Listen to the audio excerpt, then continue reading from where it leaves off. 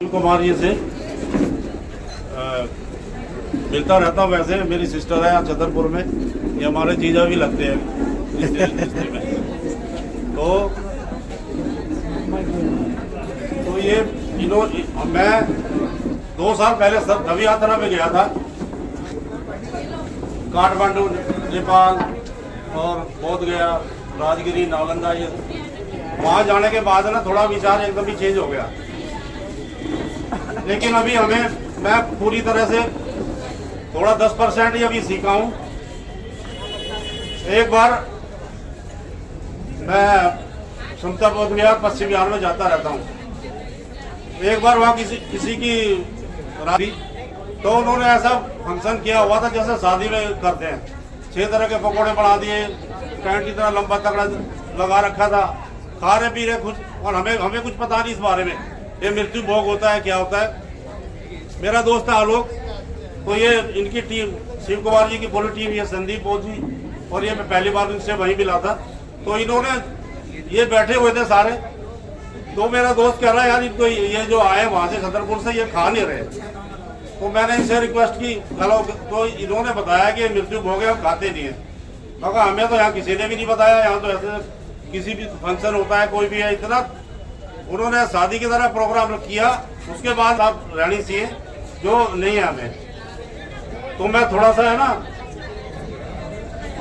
एक गीत में समझा बोध विहार में गाने की कोशिश कर रहा था, लेकिन वहां नहीं गा पाया। मेरा सौभाग्य है जो मैं आप लोगों के बीच में इस टाइम मुझे आपने अम्बेडकर बहुत कुछ दिया है, तेरा शुक्रिया है, तेरा शुक्रिया है। मुझे आपने अम्बेडकर बहुत कुछ दिया है, तेरा शुक्रिया है, तेरा शुक्रिया है। मुझे बाबा आपने बहुत कुछ दिया है, तेरा शुक्रिया है, तेरा शुक्रिया है। न मिलती अगर दी हुई शिक्षा तेरी, जमाने में क्या थी औकात मेरी। न मिलती अगर दी हुई शिक्षा तेरी, जमाने में क्या थी औकात मेरी। मुझे तूने जीने के काबिल किया है, तेरा शुक्रिया है, तेरा शुक्रिया है। किया कुछ नहीं है, शर्मसार हूँ मैं, तेरी रहमतों का तलबदार हूँ। किया कुछ नहीं है, शर्मसार हूँ मैं, तेरी रहमतों का तलबदार हूँ। दिया कुछ नहीं, बस लिया ही लिया है, तेरा शुक्रिया है, तेरा शुक्रिया है। तेरी रहमतों का इशारा न होता तो दुनिया में मेरा गुजारा न होता। तेरी रहमतों का इशारा न होता तो दुनिया में मेरा गुजारा न होता। उसे क्या कमी जो तेरा हो गया है, तेरा शुक्रिया है, तेरा शुक्रिया है। मुझे है सहारा तेरी बंदगी का, जिस पर गुजारा मेरी जिंदगी का। मुझे है सहारा तेरी बंदगी का, जिस पर गुजारा मेरी जिंदगी का। मिला मुझको जो कुछ तुम्ही ने दिया है, तेरा शुक्रिया है, तेरा शुक्रिया है। मुझे बाबा अम्बेडकर सब कुछ ही दिया है, तेरा शुक्रिया है, तेरा शुक्रिया है। मुझे तूने अम्बेडकर बहुत कुछ दिया है, तेरा शुक्रिया है, तेरा शुक्रिया है। इंद्र बौद्ध जी हो, संदीप बौद्ध जी हो, शिव कुमार बौद्ध जी हो, प्रवीण सागर हो, तमाम जो हमारे साथी हैं, वो उस क्रांति की मुझे तब याद आ जाती है जब मध्यम वर्गीय परिवार से रोजी रोटी कमाते हुए और बहुजन आंदोलन को जागरूक करने का काम किया जाता है। 31 दिसंबर 1817 जब लोग अपने घरों में, कल 31 दिसंबर रहा, तैयारियां होगी, चलो साथ में बर्गर, पिज्जा, चाउमीन क्या क्या मंगाते हैं, आज मनाते हैं नया साल। और सवेरे जो है गुलाब जामुन मंगाएंगे, सट से जीप पर रखेंगे और वो पट से अंदर जाएगा और हम नए वर्ष की खुशियां मनाएंगे। तो 1817 की 31 दिसंबर की वो घटना, जॉर्ज स्मार्ट स्टीयन अंग्रेज गवर्नर जो हुआ करते थे वहां की सेना को संभालने वाले, मामला बड़ा गर्म था।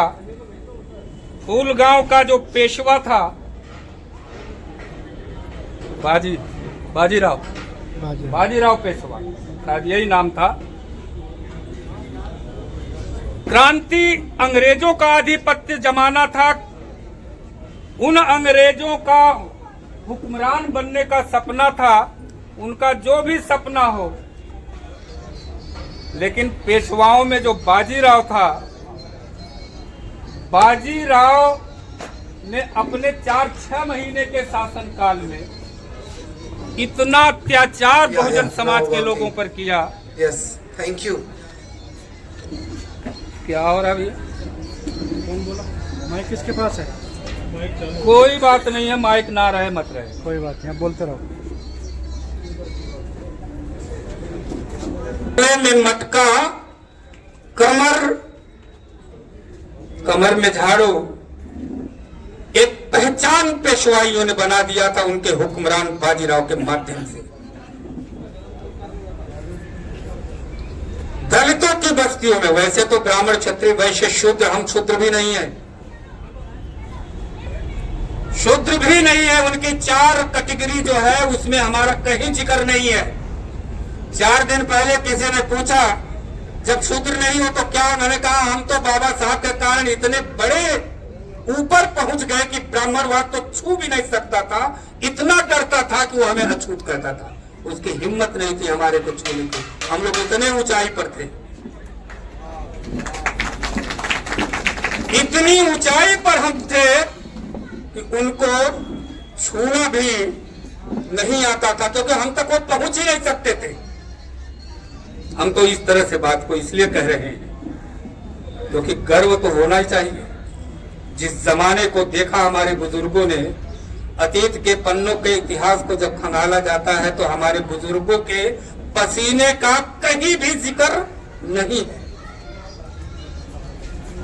इतना अत्याचार, एक बहुजन एक दलित को शोषण करते हुए मार देना, पीट देना, बहू बेटियों की इज्जत अजमत उतार लेना, घरों में अच्छा खाना नहीं खाने देना, उनके अत्याचार से बहुजन समाज उस समय फूलगांव के पेशवाई शासन में इतना त्रस्त हो चुका था, लुट पीट चुका था कि जैसा राजा होगा उसके राजा के डंडे से डर तो पैदा होता है। अलग अलग घरों में तोड़ाई होती थी, पिटाई होती थी। अछूत को दक्षिण दिशा में गांव होना, और उस दक्षिण दिशा के गांव तो छोड़िए, उसके पैरों का निशान कहीं जमीन पर पड़े और कोई ब्राह्मण उस पर पैर छू रख दे और अछूत बन जाएगा, इसलिए कमर में झाड़ू लटका देते कि पोंछता हुआ जाए। साथ ही साथ कहीं थूक न दे, थूके हुए पर पैर किसी सवर्ण का न पड़ जाए, इसलिए गले में मटका भी डाल दी।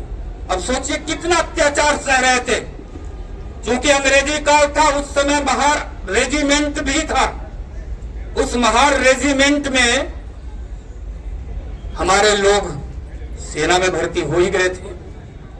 अंग्रेजों को राजपाट चाहिए, पेशवाइयों का राज भी चाहिए। हालांकि बहुत सारे साहित्यकारों ने तो लिखा है कि 500 महारों को लेकर के उनका जो रेजिमेंट था, जब निकले 30 मील, 31 दिसंबर को 30 मील आज के समय में समझ लीजिए 2.5 से 3 किलोमीटर। एक मील बराबर 2.5 से 3 किलोमीटर होता है। मुझे सही अंदाजा नहीं है, लेकिन 2.5 या 3 चलिए 3 किलोमीटर एक बंधु बता रहे हैं मित्र। 30 मील यानी कि 90 किलोमीटर हो गया साहब। 90 किलोमीटर 500 महार सैनिक अंग्रेजों की सेना का उत्तरदायित्व निभाते हुए, पैदल चलते हुए, भूखे प्यासे चलते भीमा नदी के तट पर पहुंचे। भीमा नदी के तट पर जब पहुंचे और उधर 25,000 घुड़सवार, किताबों में यही लिखा, हालांकि 28,000 का जिक्र आता है, 25,000 घुड़सवार पेशवाओं का और 5,000 पैदल यात्री उनके सेना के।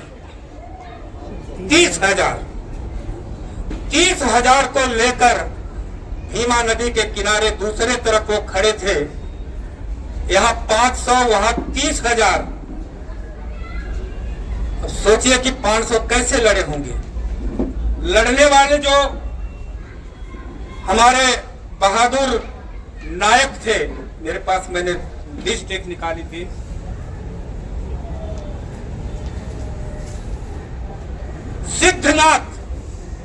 सिद्धनाथ सेनापति थे इन महारों के रेजिमेंट का। और उधर बाबू गोखले ब्राह्मणों पेशवाओं का सेनापति था। बाबू गोखले 30,000 पे घमंड कर रहा था, हमारा सिद्धनाथ 500 पर गर्व था। इत्तेफाक से वो दूसरी तरफ आए और चारों तरफ से घेर लिया इन 500 महार सेना की सैनिकों को। जिस तरह से अर्धवृत्ताकार चंद्रमा बना दिया जाए, महार रेजिमेंट के सेना के लोगों ने इस तरह से चारों तरफ मुंह करके इन 25 से लेकर 30,000 लोगों पर जब वर्षा करने लगे, जबकि उनके पास एक तोप भी था, तोप भी ध्वस्त हो गया, वो भी, उनके भी बारूद खत्म हो गए और रात भर लड़ते रहे। 1 तारीख को 10 बजे से ये युद्ध शुरू हुआ। 1 जनवरी 1818 आ चुका था। 1 जनवरी 1818 को 10 बजे से युद्ध शुरू हुआ और रात को 9 बजे से 10 बजे तक रात तक चलता रहा। भूखे थे, प्यासे थे, पानी नहीं मिला, पीने की फुर्सत भी नहीं थी। और सिद्धनाथ जो था सेनापति महारों का, अपने लोगों का हौसला बढ़ाते रहा। हम अंग्रेजों की तरफ से नहीं लड़ रहे हैं,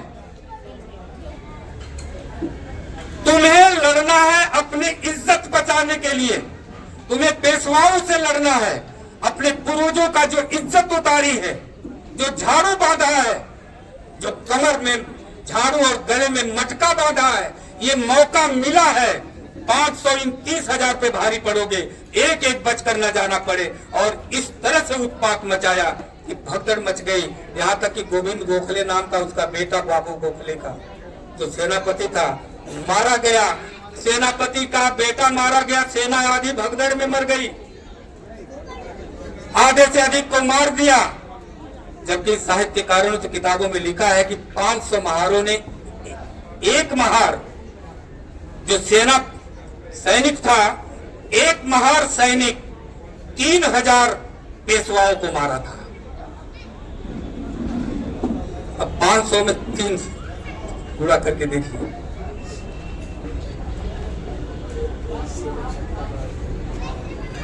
क्या बल था। बाबू गोखले हैरान था जो पेशवाई सेनापति था, कि जिनको कल तक जूतों से लतिया देते थे, एक बार डांटने के बाद जो घर में जाकर दुबक जाते थे, जिनको हम गाली दे देते थे, जिनके सामने उनकी बहन बेटियों को खींच कर ले जा करके बलात्कार करते थे, आज इनके अंदर हिम्मत कैसे आई? सिंधनाथ नाम का जो सेनापति था, महार सैनिक, उसने कहा हम उसी का हमारे खून दौड़ रहा है गर्म होकर के, इसलिए तुम्हें एक एक को हम जिंदा यहाँ से बचकर जाने नहीं देंगे। जब मन से आदमी बदला लेने पे उतर जाए, उनके अंदर ये बात नहीं थी कि हम ये जीत करके फूल गांव हम इसको दे देंगे। क्योंकि उनकी गलती ये हुई कि वो फूल गांव की तरफ से पार करके कोरे गांव की तरफ आ गए, जो कोरे गांव के तट पर ये खड़े थे। और जब कोरे गांव के तट पर आ गए, इसके बाद उन्होंने सोचा चारों तरफ से इनको घेर लिया है, लेकिन जो उत्पात मचाया इन 500 महारों ने, इनके भागने में आधे से अधिक मर गए। आधे जो बच गए, इनके तलवार से, इनके बर्छी से, इनके कमानों से बच नहीं पाए, और इस तरह से इनको एक एक को भून डाला, ऐसे जैसे कीड़े मकोड़े होते हो। कितना जोश था, वो हैरान थे। जिनको हम कीड़े मकोड़े समझते थे, इनके अंदर ताकत कैसे आ गई। तो दोस्तों, जब आदमी अपने असमत, अपनी इज्जत, अपने गुलामी का बदला लेना होता है, तो ये हमारा एक एक भाई, इनके हजारों पर भारी हो सकता है जब खूनी क्रांति का समय आए, लेकिन लोकतंत्र और गणतंत्र है। खूनी क्रांति नहीं, कलम की क्रांति और संविधान की क्रांति से ही हम जीत सकते हैं इनसे। इनके पास इतने हथियार हैं, इतने षड्यंत्र हैं, जो हमारे बीच से ही दलाल पैदा करके हमारे खिलाफ तैयार कर देंगे। अंग्रेजी सेना में कुल अंग्रेजों की तरफ से जो थे, उसमें नाई भी थे, जो सिपाही वगैरह उसमें थे, 838 थे। उन 838 में 375 लोग मारे गए थे, केवल अंग्रेज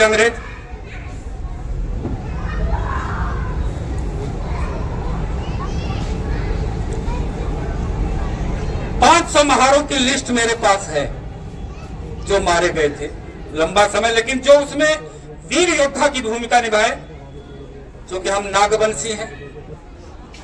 नागवंश हमारा वंश रहा है। उस समय काल में देखिए, सोमनाग, कलमनाग, रामनाग, यशनाग, नाइक नाग, जननाग, भगवान नाग, हरनाग, अम्बनाग, भाननाग, गगननाग, बालकनाग, नाग, विकटनाग, तक्षकनाग, अजातशत्रुनाग, तपनाग, देवनाग। ये वो सैनिक थे, मैंने कुछ ही बताए हैं। मेरे पास 500 की लिस्ट है जो, और कभी कोरे गांव जाकर देखिए तो उन सभी वीर सैनिकों के नाम भी वहां अंकित हैं। ये हमारा इतिहास केवल ये नहीं बताता। ब्राह्मणवाद ने ये प्रचार किया कि अंग्रेजों की तरफ से महारों ने देशद्रोह लड़ करके पैदा किया, हम तो देश के लिए लड़ रहे थे। ये देशद्रोही थे, अंग्रेजी सरकार के प्रति वफादारी दिखाए। बात उन अंग्रेजी हुकूमत के वफादारी का नहीं था, बात जो खून खोल रहा था, जो गर्म हो रहा था, वही बदला था समाज के प्रति। ये जो 500 महार लड़े, वो अपने लिए नहीं लड़े, बल्कि उन समाज के लिए लड़े जिन लोगों के साथ अत्याचार हुआ था और देखा था इनके घरों में जो हो रहा था। खून नहीं खोल रहा है, अब सुखी हो गया है जीवन बाबा साहब के कारण। हम अपनी रोजी रोटी, हमने क्यों शुरू में ही कहा कि जो 5-7 भाई हमारे शिव कुमार बौद्ध जी, प्रवीण बौद्ध जी का जो टीम है, जब मेरी पहली बार मुलाकात शिव कुमार बौद्ध जी से हुई, किसी जगह संस्कार करवाने जाना था, तो हमने पूछा क्या करते भैया। इन्होंने बताया। तो एक बार बात हुई तो ऑटो चला रहे थे। कोई बात नहीं, मैं ऑटो चला रहा हूं, कोई बात नहीं है, बात तो हो सकती है। मिशन मूवमेंट का काम करने के लिए चाहे ऑटो चलाए या कुछ भी करे, लेकिन कम से कम तो इस तरह से अपने मध्यम वर्गीय आजीविका से जूझते हुए मेरे समाज के लोग, मैं बड़ा खुश होता हूं कि जब हम मध्यम वर्गीय परिवार से मिशन मूवमेंट के प्रति जागरूकता पैदा करने के लिए जब काम करते हैं, तो मैं दिल से सैल्यूट करता हूं इस टीम को, जो पंचशील टीम छतरपुर है, क्योंकि जज्बा है, एक जोश है, एक हौसला है। और बहुत बहुत सादर साधुवाद। मुख्य वक्ता तालियां जरूर होनी चाहिए। मुख्य वक्ता के लिए भी समय देना है। बाकी मैं अपनी बात ही खत्म कर रहा हूँ। सादर साधुवाद। जय भीम।